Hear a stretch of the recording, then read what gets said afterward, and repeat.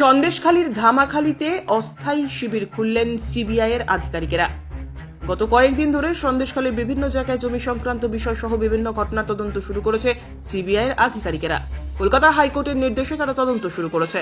তদন্তকে আরো ভালো করে ত্বরান্বিত করতে এবং এলাকার মানুষদের সুবিধার্থে সন্দেশখালীর ধামাখালীতে এই শিবির খোলা হয় সিবিআইয়ের তরফ থেকে।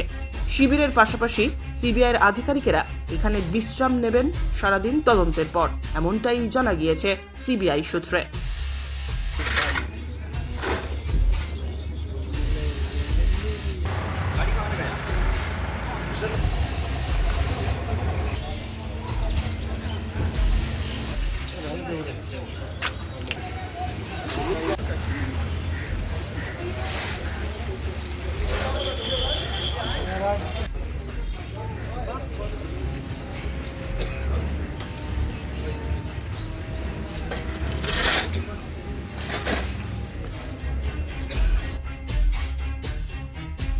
ব্যুরো রিপোর্ট, উত্তরের প্রহরী।